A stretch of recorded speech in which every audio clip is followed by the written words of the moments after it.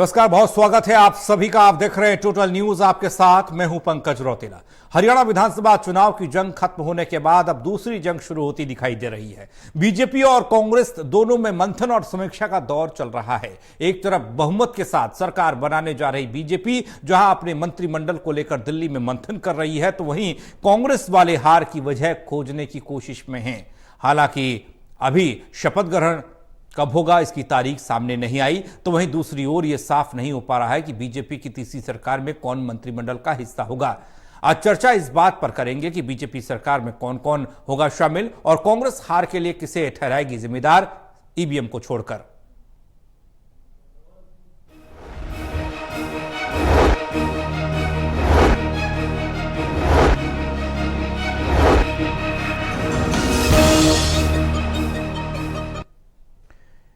मंथन और एक तरफ सरकार गठन पर गहमा गहमी। चर्चा में मौजूद हैं Devendra Kathuria, associate editor Panipat, doctor Mahesh Kumar, associate editor Hisar, Virendra Soni ji, वरिष्ठ पत्रकार। आप तीनों का स्वागत है।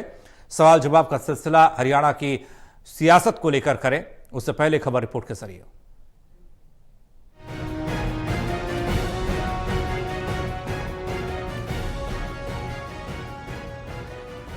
हरियाणा विधानसभा चुनाव में बहुमत हासिल करने वाली बीजेपी अब सरकार बनाने की तैयारी कर रही है।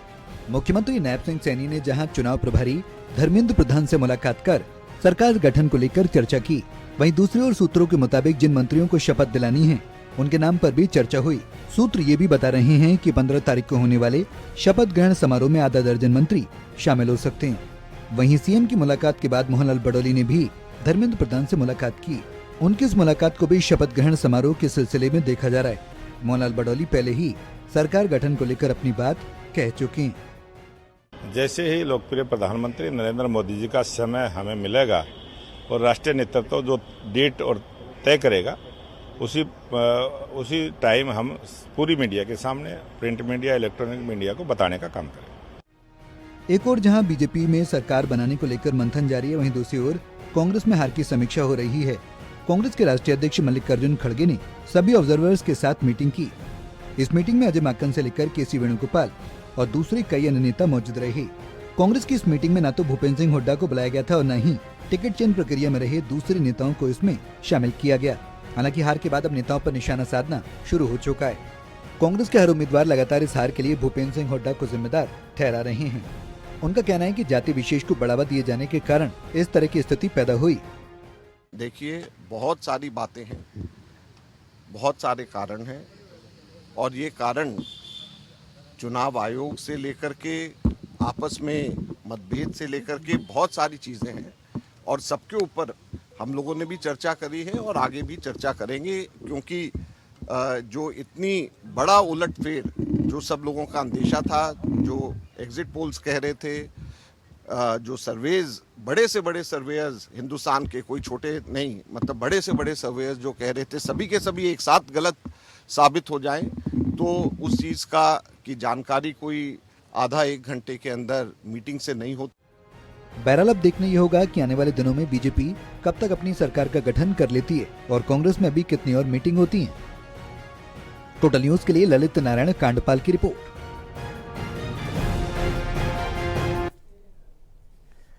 तो मंथन बीजेपी भी कर रही है और चिंतन कांग्रेस भी कर रही है।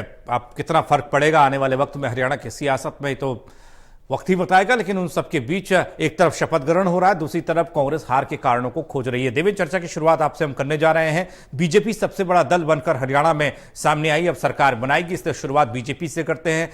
आपके पास नंबर भी हैं, आपके पास चेहरे भी हैं, लेकिन उन सबके बावजूद एक लंबा वक्त आप ले रहे हैं शपथ ग्रहण को लेकर, सरकार गठन को लेकर। शायद उन चेहरों को लेकर बात हो रही होगी, किसे शामिल किया जाए। एक बात तो यह भी कि पुराने चेहरे जो आपके थे वो सब हार गए चुनाव, सब किसी का टिकट आपने काट दिया। बीजेपी को लेकर क्या कहेंगे? देखिए पंकज, देरी तो नहीं हो रही, दरअसल तैयारियां करनी होती है। और दूसरा, प्रधानमंत्री 2 दिन के लिए बाहर है। प्रधानमंत्री आएंगे तो दशहरा, क्योंकि बड़े नेताओं के रावण दहन के कार्यक्रम होते हैं। रावण दहन पे जैसे बीजेपी के कई नए विधायक बने हैं हरियाणा में, जो रामलीलाएं होती है छोटे कस्बों में, शहरों में, तो मुख्य अतिथि वो विधायकों को बनाते हैं। अब नए नए विधायक चुनकर आए हैं।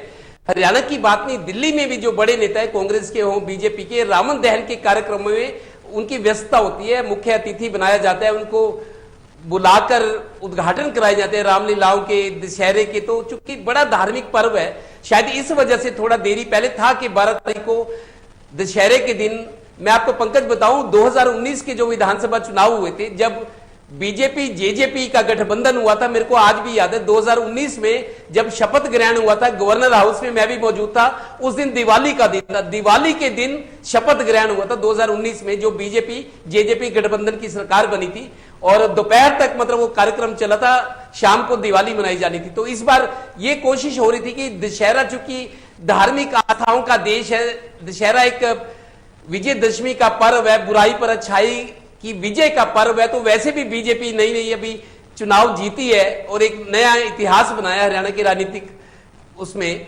तो दशहरे पर था। लेकिन बाद में ये सामने आया कि कई नेताओं की कार्यक्रम है, पूर्व से निर्धारित कार्यक्रम, तो इस वजह से दूसरा प्रधानमंत्री भी विदेश में है। तो तय ये हुआ कि 15 तारीख मंगलवार है जी, और मंगलवार ही चुनाव परिणाम आए थे। मंगलवार को पंचकुला के परेड ग्राउंड में बड़े स्तर पर एक खुले ग्राउंड में तैयारियां की जा रही है, और पता लगा कि बहुत सारे लोगों को हर जिले से अति विशिष्ट व्यक्तियों के अलावा, मंत्रियों विधायकों के अलावा, सेलिब्रिटीज के अलावा, और दूसरा सेंट्रल लीडरशिप के जो बड़े बड़े नेता आएंगे, प्रधानमंत्री भी मौजूद रहेंगे, उसकी तैयारियां की जा रही। तो तैयारियों में समय तो लगता ही है। दूसरा फिर दशहरा था जी। एक बात तो ये रही। दूसरा मैं बीजेपी के बारे में ये जरूर कहूंगा कि बीजेपी चुनाव की तैयारियों में ये अव्वल नहीं है, बाजी जीतने में भी बीजेपी ने दिखा दिया कि वो अव्वल है। एक जैसे फिल्म आई थी ना बाजीगर, तो बाजीगर ही बीजेपी ने दिखा दिया, गेम ही पूरी पलट दी गई। तो कुल मिलाकर बीजेपी के जो नए विधायक जीत कर आए हैं उनमें उत्साह है। जहां तक मंत्रियों की बात है, 2 मंत्री जीत कर आए हैं, महिपाल ढांडा और मूलचंद शर्मा जो बल्लभगढ़ से हैं, 2 मंत्री जीते। इन दोनों को मंत्री बनाया जाएगा, और एक अनिल विज का भी नाम आ रहा है, उनको मंत्री बनाया जाएगा। और एक कृष्ण बेदी जो 2019 का चुनाव हारे थे, लेकिन तब मनोहर लाल मुख्यमंत्री थे, उन्होंने पॉलिटिकल एडवाइजर बनाया था कृष्ण बेदी, मतलब मनोहर लाल की पसंद है कृष्ण बेदी, जिनको हारने के बाद भी अपना राजनीतिक सलाहकार बनाया था। तो कृष्ण बेदी की चर्चा, ये 4 कैबिनेट मंत्री हो सकते हैं। राज्य मंत्री 3 अभी शपथ लेंगे, पहली उसमें नायब सिंह सैनी क्योंकि सीएम की शपथ लेंगे। 4 कैबिनेट मंत्री जो मैंने आपको नाम बताया, थोड़ा सा ऊपर नीचे हो सकता है, और 3 जो राज्य मंत्री बनाए जा सकते हैं। आरती राव पहली दफा उनका डेब्यू है पॉलिटिक्स में, जीती हैं, राव इंद्रजीत की बेटी हैं, राव नरवीर सिंह, दोनों राव हैं जो दक्षिण हरियाणा से आते हैं। इसके अलावा जैसे करनाल सीएम सिटी 10 साल तक रहा है, वहां से जो जीते जगमोहन आनंद, उनका भी नाम चला है। और हैट्रिक मारने वाले बिल्कुल करनाल पानीपत के बीच में घरोंडा के विधायक हरविंदर कल्याण, काफी उनकी मतलब साख है, उनके काफी शरीफ और शराफत वाले और साख वाले चेहरा है उनका, हरविंदर कल्याण का भी नाम आ रहा है। इसके अलावा और भी कुछ नाम है जिनमें 3 राज्य मंत्री और 4 कैबिनेट मंत्री और एक मुख्यमंत्री, ये कुल मिलाकर 8 लोग शपथ ले सकते हैं। हालांकि हाईकमान से अभी भी चर्चा चल रही है, फाइनल कुछ नहीं हुआ, लेकिन मोटे मोटे तौर पर इस तरह की संभावना नजर आ रही है। और आपको कहूं कि अभी भी बीजेपी अपने जीत का जश्न मना रही है। पानीपत में 4 विधानसभा सीटें, चारों पर बीजेपी जीती है, पहली दफा ऐसा हुआ है। और समालखा सीट पर तो कमल भी पहली दफा खिला है। तो बीजेपी के लिए बहुत खुशी की बात है। पानीपत में मंत्री किसको बनाया जाए, महिपाल ढांडा का तो नाम है, और डिप्टी सीएम कोई बनेगा नहीं बनेगा इस पर भी चर्चा है। और एक कृष्ण पवार जो इस राना से जीते हैं, राज्यसभा सदस्य होते हुए पार्टी ने उनको चुनाव लड़ाया, छक्का मारे उन्होंने विधानसभा में। पिछली बार 2019 में छक्का मारने उन्होंने बोला भी था मीडिया को कि मेरा छक्का होगा, लेकिन चुनाव नहीं जीत सके थे। इस बार उनका छक्का हो गया विधानसभा में पहुंचने का, 6ठी बार। तो कृष्ण पवार का भी नाम आ रहा है। महिपाल ढांडा का एक जिले से 2 मंत्री शायद नहीं बनाए जा सकते। ऐसे ही बल्लभगढ़ से अगर मूलचंद शर्मा जो पहले से मंत्री थे उनको अगर बनाते तो विपुल गोयल फरीदाबाद, क्योंकि वो भी जीते हैं फरीदाबाद, विपुल गोयल पहले उद्योग मंत्री रहे हैं, कॉमर्स मिनिस्टर रहे हैं, तो उनका भी नाम है। लेकिन बल्लभगढ़ फरीदाबाद एक ही जिला है। ऐसे ही सराना और पानीपत ग्रामीण, महिपाल ढांडा, कृष्ण पवार। तो पार्टी को एक नीति तय करनी है, लेकिन कुल मिलाकर बीजेपी की खुशियों का अभी भी ठिकाना नहीं है। और त्योहारों में तो जैसे दिवाली से पहले दिवाली बीजेपी की मन रही है। जी महेश, आपके पास आ रहा है, बीजेपी को लेकर ही बात करेंगे। सबसे पहले कि बीजेपी का गहन मंथन चल रहा है, मुलाकातों का दौर दिल्ली में चल रहा है, और जश्न तो हरियाणा में मनाया ही जा रहा है, दिव्यन बता रहे हैं। लेकिन सवाल नई मंत्रिमंडल को लेकर, शपथ ग्रहण की तारीख को लेकर मंगलवार का दिन दिव्यन द्वारा बताया गया, किस तरीके से आप देख पा रहे हैं?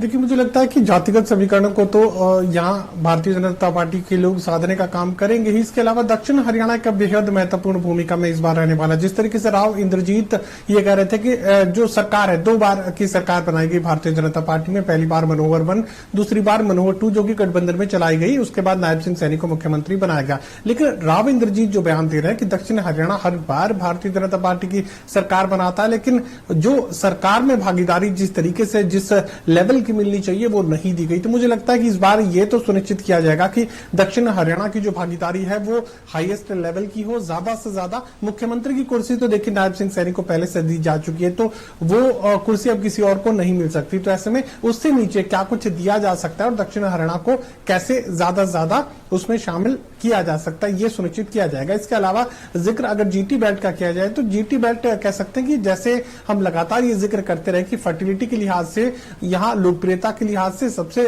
ज्यादा अगर हरियाणा प्रदेश में 2 इलाके भारतीय जनता पार्टी का साथ देते हैं तो दक्षिण हरियाणा का इलाका और जीटी बेल्ट का इलाका। जीटी बेल्ट के इलाके में भी बेहद महत्वपूर्ण जो पद है वो दिए जाने हैं। अनिल विज का नाम तो यकीनन फिर रहेगा ही, अनिल विज को तो दरकिनार नहीं किया जा सकता। इसके अलावा पानीपत जिले से भी एक महत्वपूर्ण जो कुर्सी है वो दी जा सकती है। जीटी बेल्ट के इलाके में ज्यादातर जो सत्ता का बंटवारा है वो किया जाना है। फिर बांगर के इलाके में भी ये कोशिश की जाएगी। मुझे लगता है कि कृष्ण मिड्डा, डॉक्टर कृष्ण मिड्डा, जो कि पिछली बार भी जो है सत्ता में शामिल यानी कैबिनेट में शामिल नहीं किया जा सका था, मनोहर लाल मुख्यमंत्री थे, तब तक ये कहा जाता रहा कि पंजाबी मुख्यमंत्री हैं तो फिर कृष्ण मिड्डा की जो है भागीदारी कैसे वो सुनिश्चित करेंगे। पंजाबियों को रिप्रेजेंट मनोहर लाल खट्टर कर रहे हैं, लेकिन अब चूंकि यहाँ नायब सिंह सैनी को मुख्यमंत्री, ओबीसी मुख्यमंत्री बनाए जा चुके हैं, तो ऐसे में अब जो है डॉक्टर कृष्ण मिड्डा जो कि जींद के इलाके को रिप्रेजेंट करते हैं और जाट लैंड का जो हार्डकोर इलाका है वो जींद माना जाता है, तो उसे भी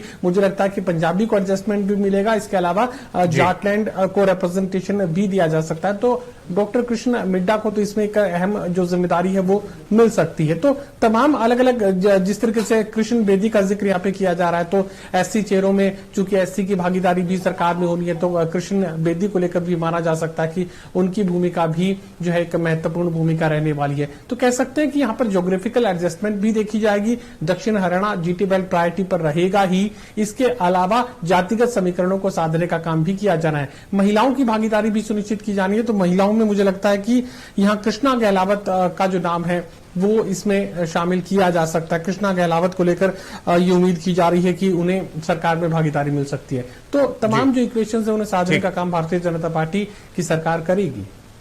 जी वीरेंद्र जी, आपके पास मैं आ रहा हूं। आपके साथ बीजेपी के मंत्रिमंडल को लेकर नया सरकार का स्वरूप क्या होगा, इसको लेकर एक सवाल है। तमाम कौन से वो चेहरे होंगे, क्योंकि पिछली सरकार में जो लोग थे वो तो चुनाव तक नहीं जीत पाए। लेकिन एक और सवाल जो जहन में है वो डिप्टी सीएम वाला है। अलग अलग जातिगत समीकरण अगर आपको साधने हैं, मंत्रिमंडल में आपको जगह भी देनी पड़ेगी, और डिप्टी सीएम को लेकर भी कोई जगह बन रही है क्या?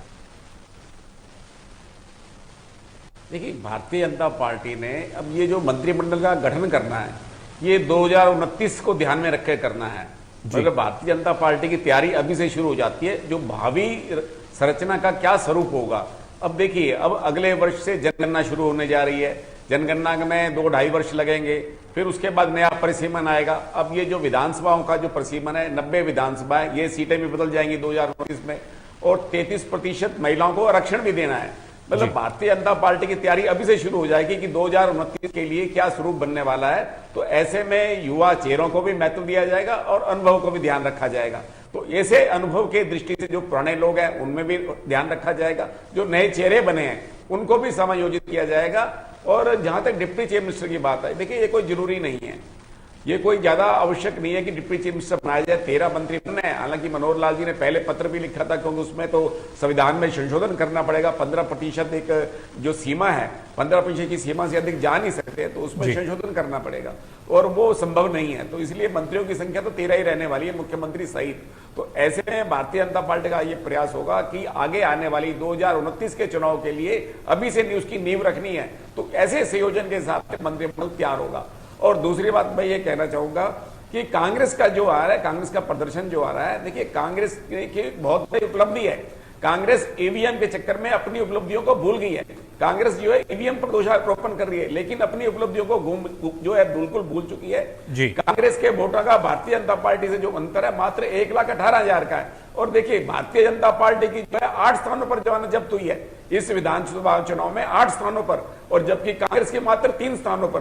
कांग्रेस की कहां हुई है जमानत जब्त? अंबाला कैंट में जमानत जब्त हुई है, बल्लभगढ़ में हुई है और तिगांव में, सिर्फ 3 स्थान है। मतलब कांग्रेस उपलब्धियां, कांग्रेस अपनी उपलब्धियां गिना नहीं, और 5 जिलों में तो भारतीय जनता पार्टी का खाता ही नहीं खुला। आप उसमें सिरसा कह सकते हैं, फतेहाबाद कह सकते हैं, रोहतक है, झज्जर है, तो मतलब ऐसे में तो भारतीय जनता पार्टी का खाता ही नहीं खुला जी। तो मतलब कांग्रेस अपनी उपलब्धियों को भूल गई है। तो कांग्रेस को अपनी उपलब्धियों की भी और ध्यान देना चाहिए। कांग्रेस की उपलब्धियां मिली हैं, लेकिन एक बात भी, करनाल में जो है पूरे संसदीय क्षेत्र में 9 की 9 सीटों पर भारतीय जनता पार्टी को जीत मिली है, कांग्रेस को नहीं मिली। मतलब कांग्रेस ने अपनी जो योजना है जीडी रोड बेल्ट के लिए अलग से तैयार नहीं की। फरीदाबाद में भारतीय जनता पार्टी को 7 सीटें मिली है। मतलब कांग्रेस की जो योजना थी सिर्फ देश वाली बेल्ट तक रह गई। हर इलाके के लिए, हर विधानसभा के लिए, हर संसदीय क्षेत्र के लिए कांग्रेस की नीति अलग होनी चाहिए थी। कांग्रेस को आत्म विश्लेषण करना चाहिए क्यों आ रही, लेकिन अपनी उपलब्धियों को ही भूल गई कांग्रेस तो। जी देवेंद्र, आत्ममंथन और समीक्षा का दौर चल भी पड़ा है। बाद अर्जुन खड़गे की अध्यक्षता में यह बैठक हुई। इसमें एक बात निकल कर आई कि राहुल गांधी की तरफ से कहा गया कि जो पार्टी के नेता हैं उन्होंने निजी स्वार्थ को ऊपर रखा और पार्टी के हित को नीचे रखा, इसलिए इस तरह की स्थिति बनी है। ये ईवीएम के दोषारोपण से अलग बात निकलकर सामने आ रही है। हालांकि पूरी जांच पड़ताल रिसर्च एक कमेटी करेगी जिसका गठन कांग्रेस करने जा रही है।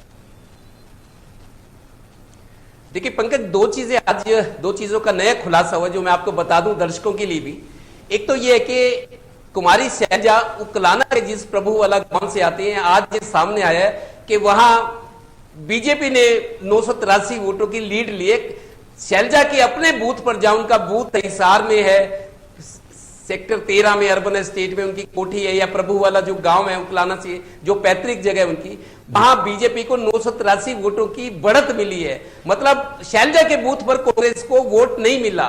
इसकी वजह ये माना जा रहा है कि लास्ट टाइम तक सबको याद होगा जब राहुल गांधी, प्रियंका गांधी 4 दिन के लिए रथ यात्रा निकाल रहे थे हरियाणा में, राहुल गांधी ने कुमारी शैलजा और भूपेंद्र हुड्डा का हाथ उठवाया था और मिलवाने की कोशिश की ताकि दिल मिले, लेकिन गुटबाजी का असर आखिर तक रहा। उसी गुटबाजी का असर है कि कुमारी शैलजा के बूथ पर जहां कुमारी शैलजा वोट डालती है वहां कांग्रेस को कम वोट मिले, बीजेपी को ज्यादा। ये गुटबाजी का असर था। दूसरी बात पंकज जो प्रकाश में आई है, सामने आई है, दरअसल यूपी से कुछ आरएसएस के कार्यकर्ता थे जो हरियाणा के आरएसएस के कार्यकर्ता, और बीजेपी वाली तो कार्यकर्ता घर घर घूम रहे थे। लास्ट के जब चुनाव होना था 5 अक्टूबर को, 2-3 दिन पहले बड़े निचले स्तर पर काम किया गया। आरएसएस के लोग, किसी ने मेरे को फोन भी किया, किसी अच्छे साख वाले व्यक्ति ने जो आरएसएस से ताल्लुक रहा, उसने कहा जी हमने इस बार बहुत मेहनत की, क्योंकि लोकसभा चुनाव में देख चुके थे कितना नुकसान हुआ।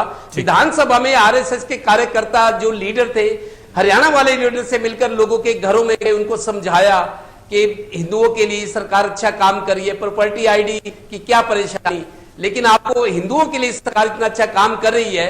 और दूसरा, जो बाहर से कांग्रेस की हवा दिख रही थी लेकिन अंदर से बीजेपी की आंधी बनी थी, किसी को अंदाजा नहीं हुआ, और आंधी सामने आई तो हवा उड़ गई, तो कांग्रेस की सीटें ही नहीं। आप देखिए 3 दिन पूरा चुनाव होने से पहले, मतदान से पहले 3 दिन रात दिन अंदर खाते बीजेपी ने काम किया। आरएसएस के कार्यकर्ता और बीजेपी के संगठन के वो घरों में गए, पार्कों में, मोहल्लों में लोगों की मीटिंग की, उनको ये कहा कि आप आगे ये बात बताओ। पूरी एक चेन बनाई गई।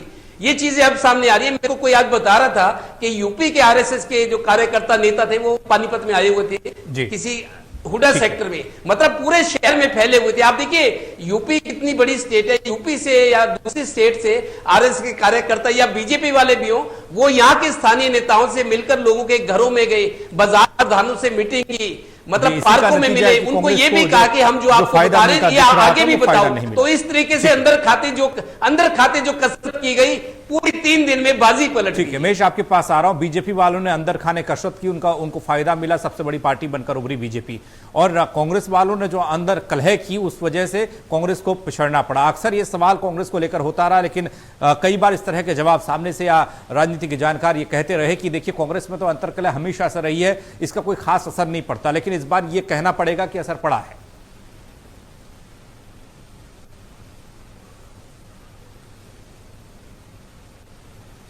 देखिए पंकज, साफ तौर से मैं अक्सर इसी कार्यक्रम में जिक्र करता रहा हूं कि तमाम जो टिकटार्थी थे, टिकटार्थियों की फौज थी, उसमें किसी एक को टिकट मिला और बाकी जो मजबूत उम्मीदवार थे वो अपने टिकटार्थी को यानी अपने उम्मीदवार को हराने में लग गए, पूरी ताकत लगाई और अपने अपने विधानसभा क्षेत्र में सभी नेता ऐसा ही कर रहे थे। अगर यहाँ कोई अपवाद मुझे नजर आया तो एक हिसार जिले का आदमपुर विधानसभा क्षेत्र ऐसा था जहां पर सारे जो कांग्रेसी है जिन्हें अपने अपने विधानसभा क्षेत्र में टिकट नहीं मिली थी और वो आदमपुर विधानसभा क्षेत्र में जाकर कांग्रेसी उम्मीदवार चंद्र प्रकाश की मदद वो कर रहे थे। और यही वजह रही कि आदमपुर विधानसभा क्षेत्र में यहां 54 साल पुराना जो भजनलाल परिवार का गढ़ था आदमपुर विधानसभा क्षेत्र, वो ध्वस्त कर दिया गया और भव्य बिश्नोई को हार का सामना करना पड़ा। ये कांग्रेस पार्टी की एकजुटता थी और कांग्रेसी नेताओं की एकजुटता थी जो आदमपुर विधानसभा क्षेत्र में देखने को मिल रही थी। लेकिन ये जो नेता थे वो अपने अपने विधानसभा क्षेत्र में कार्य क्यों नहीं कर रहे थे, अपने उम्मीदवार को जिताने की कोशिश क्यों नहीं कर रहे थे? क्योंकि ये जो नेता थे वो अपने उम्मीदवार को हराने में अपना दमखम लगाए हुए थे और अपनी ड्यूटी आदमपुर विधानसभा क्षेत्र में लगाए हुए थे, तो परफॉर्मेंस वहां दिखा रहे थे।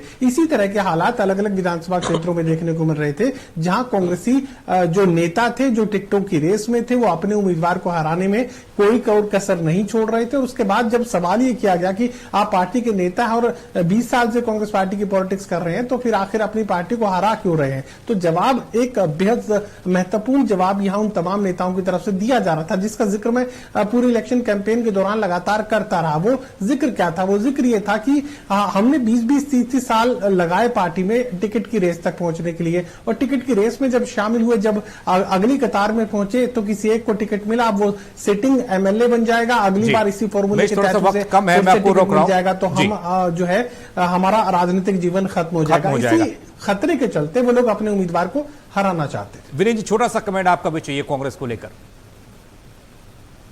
देखिए, सरकार नहीं बनी, कांग्रेस इसलिए गम में है। देखिए 2014 में कांग्रेस की 37 सीटों पर जो है जमानत जब्त हुई थी जी, जब मोदी ले आए थी 2014 में 37 की, और 2019 में 27 सीटों पर, और 2024 में जो है कांग्रेस की सिर्फ 3 सीटों पर जमानत जब्त हुई है, भारतीय जनता पार्टी की 8। क्या ये कांग्रेस की उपलब्धि नहीं है? लेकिन कांग्रेस के लोग इस बात को जो बुला ही नहीं रहे, इस बात को, उनको तो गम में डूबे हुए, उनको पता ही नहीं उनकी उपलब्धि क्या है। और देखिए भारतीय जनता पार्टी का वोट प्रतिशत सिर्फ 3% बढ़ा है, कांग्रेस का 11% बढ़ा है। ये 11% बढ़ना कम उपलब्धि नहीं है, लेकिन कांग्रेस वाले तो गम में है, सरकार जो है उनकी बनी नहीं है, लेकिन वो इस चक्कर में अपनी उपलब्धियों को भूल गए हैं। चलिए, बहुत शुक्रिया आप तीनों का हमारे साथ जुड़ने के लिए, क्योंकि सपना कांग्रेस ने सत्ता में आने का, सत्ता में बैठने का, मुख्यमंत्री बनने का और बीजेपी को सत्ता से बेदखल करने का देखा था। उसके अलावा कांग्रेस को लगता है कुछ दिखाई नहीं दे रहा। हालांकि समीक्षा का दौर चल रहा है और तैयारियां तो शपथ ग्रहण समारोह की भी बीजेपी कर रही है। छोटा सा ब्रेक ले रहे हैं, जल्द वापस आ रहे हैं।